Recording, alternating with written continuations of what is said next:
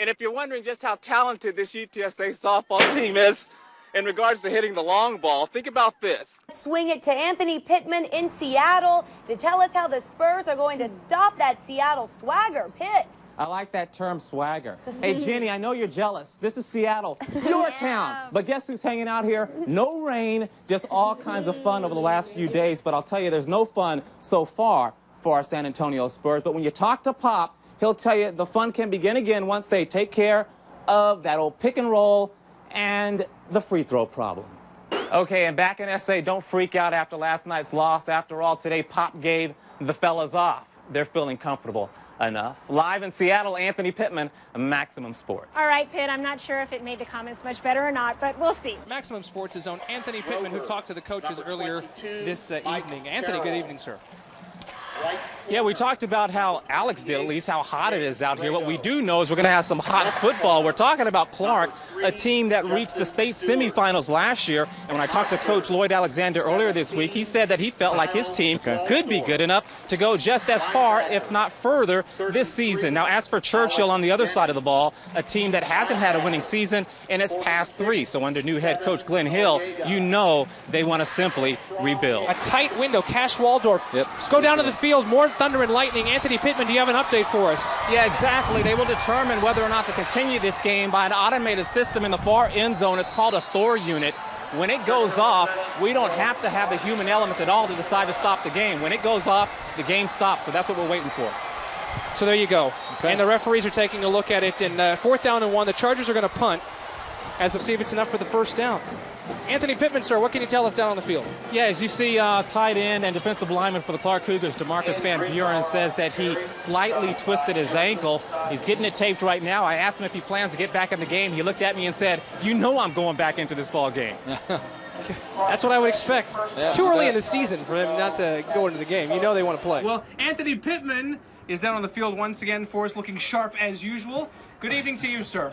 Oh, you are so nice, Ernie. Appreciate that one. You know, whoever said you had to be one of those big 5A schools in order to grab the spotlight here? I was always told football is about work, will, and perseverance. And I'll tell you, on this night, Burbank and Southside will give us all 3 of those. As mentioned, both teams looking for their first wins of the season. And on paper, we have a good matchup. But thank goodness they don't play the games on paper. They play it on this stuff called turf. We're going to have fun. Kia Thursday Night Lights right here.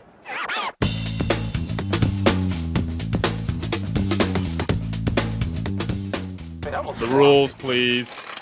If I can get within 50 feet of you, I win this competition. You get 3 throws. Okay. I get 3 if I can come within 50 feet. Okay.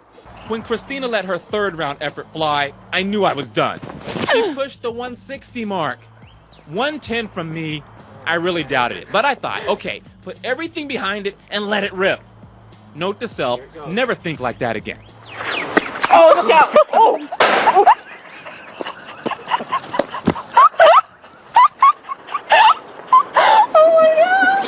Let's get out of here, bro.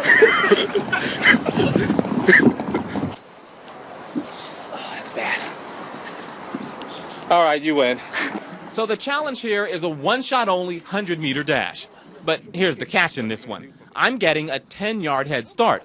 Marcus offered 20, but I'm way too proud for that. What's your strategy? What are you going to do to him? I'm just looking to blow him out. Runners, take your mark. He's coming for you, Mr. Pittman. Set. Bring him. Go.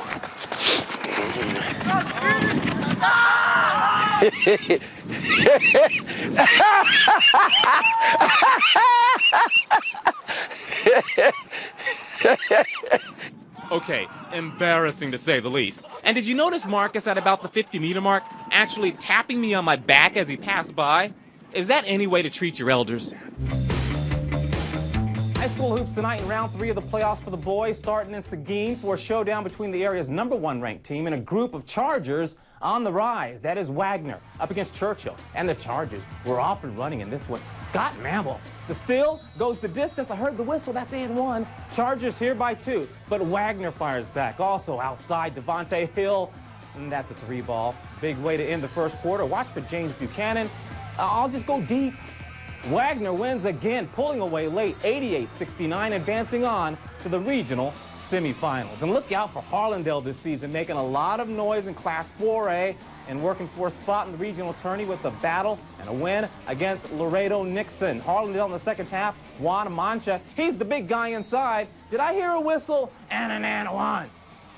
Indians again, Rakeem Sharkey. I'll just take it myself, floater.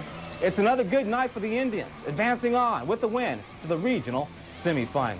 And sticking with high school basketball tonight after knocking off one of the better teams in the state and the regional finals, the girls at John Jay High School are going somewhere they've never been before. And for this team, flying under the radar is a good thing. It's the Monday after the biggest girls basketball win in school history, and these Mustangs have every right in the world to still be on cloud 9 after beating the area's season-long #1, Wagner. I saw a bunch of my teammates running across the court, like Dee Evans was halfway across the court on the other side, on the Wagner side, cheering and going like this in the air, and I was like, oh my God, did we just win? Like, did we just actually accomplish something?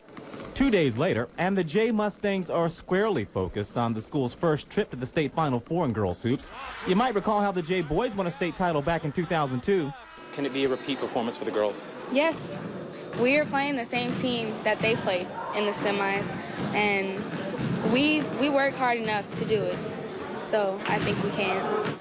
It's a Jay team with 35 wins this season, playing without stud point guard Julissa Garrett because of injury, and somehow getting the job done.